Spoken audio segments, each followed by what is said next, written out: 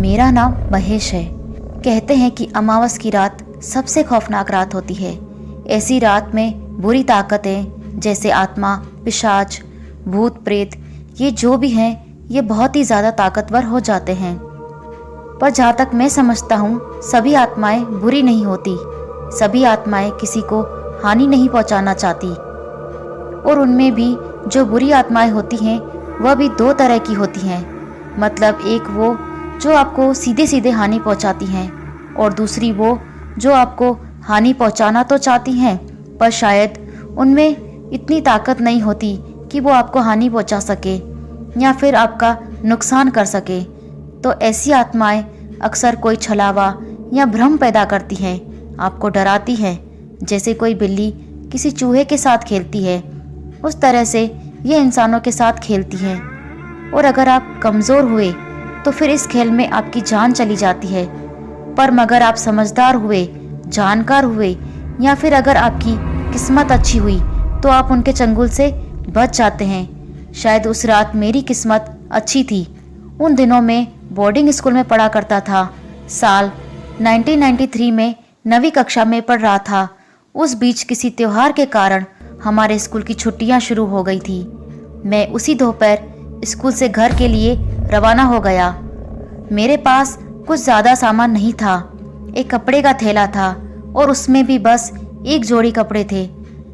एक सरकारी बस से 3 घंटे का सफ़र करके मैं अपने गांव के रास्ते पर उतर गया। जब मैं बस में था तभी सूरज डूबना शुरू हो गया था और जब मैं बस से उतरा तब अंधेरा पड़ चुका था। वक्त का मुझे पता नहीं था क्योंकि उन दिनों मेरे पास कोई घड़ी नहीं थी। लेकिन एक बात थी कि जिससे हमें वक्त का अंदाज़ा लग जाता था। गांव वगैरह में 7 बजे से पहले ही सब दुकानें बंद हो जाती थी। तो जैसे ही मैं उतरा मैं इतना तो समझ गया था कि वक्त 7 के आगे निकल चुका है।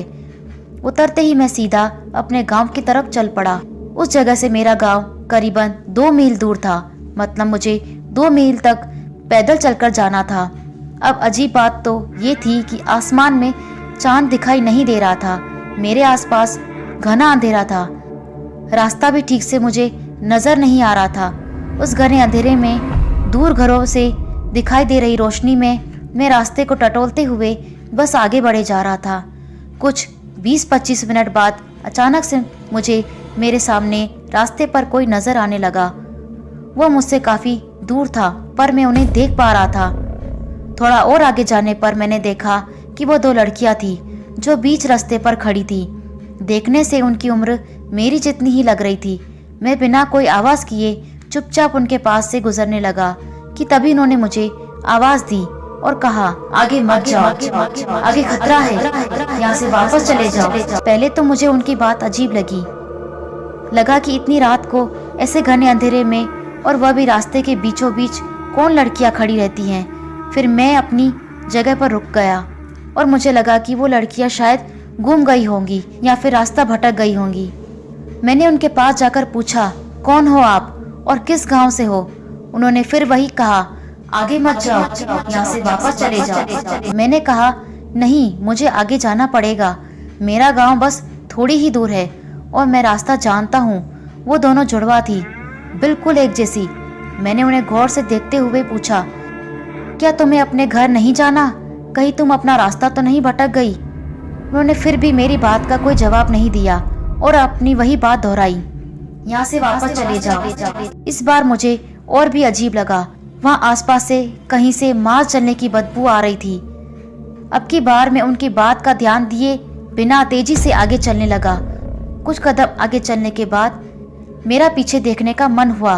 वैसे मैं पीछे मुड़कर देखना तो नहीं चाहता था क्योंकि उनकी अजीब हरकत से मैं थोड़ा डरा हुआ था। पर फिर भी मैंने नज़र चुराकर आहिस्ता से गर्दन घुमाकर पीछे देखा तो वो दोनों लड़कियां वहां से गायब हो चुकी थी। ये देख मेरा दिल जोर जोर से धड़कने लगा और मैं तेज चलने लगा। फिर तेज चलते चलते अचानक मुझे रास्ते में मेरे आगे 3 औरतें चलती हुई दिखाई दी। वो तीनों औरतें पूरे रास्ते को घेर कर चल रही थी। तीनों सफ़ेद साड़ी पहने हुए थी और पल्लू से उनका सर ढका हुआ था। उनको देख मेरी स्पीड अपने आप कम हो गई। सोचा कि अब ये क्या भला है। वो तीनों औरतें बहुत धीरे चल रही थी, इतना धीरे कि जब मैं 3-4 कदम चलता तब कहीं वो 1 कदम आगे बढ़ती थी। मैं उनसे थोड़ा अंतर पर उन्हीं की गति से चलने लगा, लेकिन तब भी बार बार मुड़कर पीछे देख रहा था, क्योंकि अब मुझे थोड़ा डर लगने लगा था। हैरानी वाली बात यह थी कि रात बहुत घनी अंधेरी थी, पर फिर भी मैं उन सबको देख पा रहा था। आखिरकार मुझसे रहा नहीं गया, मैं मन ही मन बहुत डर गया था। पीछे 2 लड़कियां थी और आगे ये 3 औरतें। वह कौन थी अब तक मुझे पता नहीं था। लगा कि कहीं ऐसा ही चलता रहा तो मेरे साथ कुछ ना कुछ बुरा हो जाएगा। फिर मैंने सोचा कि और तेज चलता हूँ और उनके बाजू से आगे निकल जाता हूँ।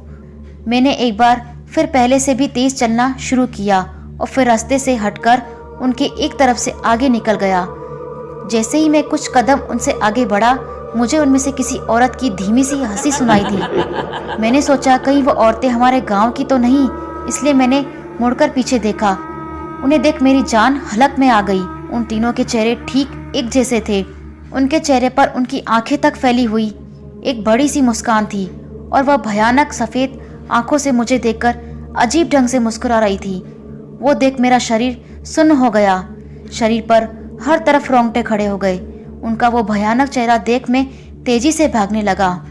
वो रास्ता किस तरफ जा रहा था और मैं किस तरफ भाग रहा था वह तक मुझे पता नहीं था। उस वक्त मैं बस सामने दिखाई दे रही रोशनी की तरफ दौड़ता रहा। मेरी सांस फूल गई थी। फिर कुछ आगे जाकर मैं किसी चीज से टकराकर नीचे गिर पड़ा। अंगूठे को बहुत जोर से चोट लगी थी। बहुत दर्द हो रहा था। मेरी चप्पल भी टूट गई थी, पर दर्द से ज्यादा मुझ में डर भरा हुआ था। कुछ दूर आगे जाने के बाद मुझे लगा कि मैं उन औरतों को काफी पीछे छोड़ आया हूँ। फिर भी तसल्ली के लिए मैंने अपने पीछे देखा। मेरे पीछे दूर दूर तक कोई नहीं था। मैंने अपना दर्द कम करने के लिए किसी तरह अपने पैर को दबा कर रखा और फिर से सामने की तरफ मुड़ा। सामने देख फिर एक बार मेरा दिमाग सुन्न रह गया। अब तीनों औरतें मेरे सामने थी और मेरे तरफ बढ़ रही थी। ठीक वही सफ़ेद कपड़े, वही सफ़ेद आंखें और चेहरे पर एक भयानक फैली हुई मुस्कान। उन्हें मेरी तरफ आता देख मैं फिर से उठकर दौड़ने लगा। अब मैं पहले से भी ज़्यादा तेज दौड़ रहा था। आगे दूर कहीं एक आग की रोशनी दिखाई दे रही थी। लगा कि वहाँ कोई मदद के लिए मिल जाएगा। मैं बस दौड़ता रहा, पर कुछ दूर आगे जाने पर महसूस हुआ कि वहाँ कोई घर नहीं था।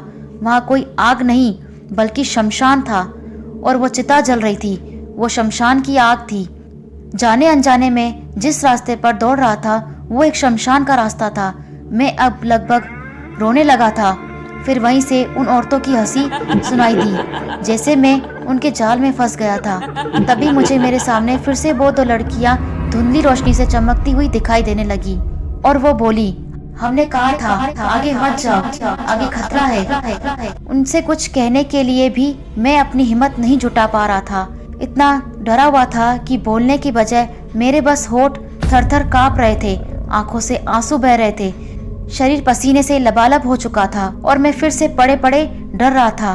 फिर उन दोनों ने भी अपना एक हाथ आगे बढ़ाया और अपनी तरफ आने का इशारा किया, चलो हमारे साथ। पता नहीं था कि वो लड़कियां कौन थी, पर उनकी बातों में मुझे भरोसा होने लगा था। एक तरह का विश्वास था। मैं बिना कुछ सोचे उनके पीछे दौड़ने लगा। वह लड़कियां बहुत तेज थी। वह भाग नहीं रही थी, हवा में लहराई जा रही थी। काफी दूर आगे जाने के बाद वो अचानक से गायब हो गई। फिर मैं एक बार फिर घबराकर वहीं रुक गया। मैंने जब ध्यान से देखा, बहुत सारे घरों से रोशनी बाहर आने लगी। मतलब मैं अपने गांव के पास था। फिर भी मैं भागता हुआ घर तक चला गया, पर मेरे पीछे जो भी चीज थी उसने घर तक मेरा पीछा किया था। मैं जैसे ही घर के पास पहुंचा, मैंने देखा कि 3 सफेद बिल्लियां मेरे घर के सामने घर के दरवाजे पर बैठी हुई हैं। फिर मुझे देखकर वह बहुत ही अजीब सी आवाज में रोने लगी। आवाज बिल्कुल वैसी ही थी जैसी कोई इंसान किसी के मातम में रोता है। मेरी हालत और भी खराब हो गई।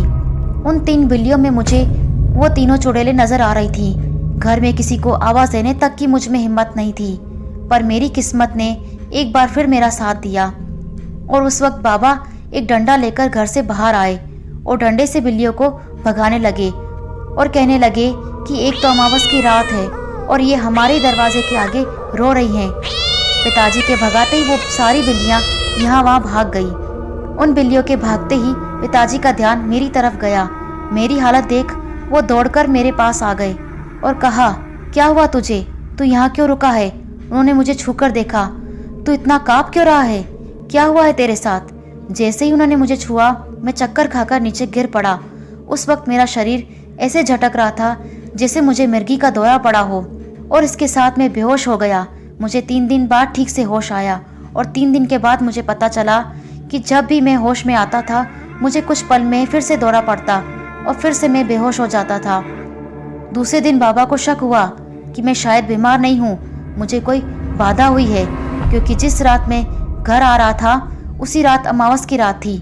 ठीक होने के बाद मैंने पिताजी को उन 2 लड़कियों की आत्मा के बारे में बताया, लेकिन उन्हें उन 2 आत्माओं के बारे में कुछ भी नहीं पता था, और मुझे भी उनके बारे में कुछ नहीं पता चला कि वो 2 लड़कियां कौन थी और उन्होंने मेरी जान क्यों बचाई थी।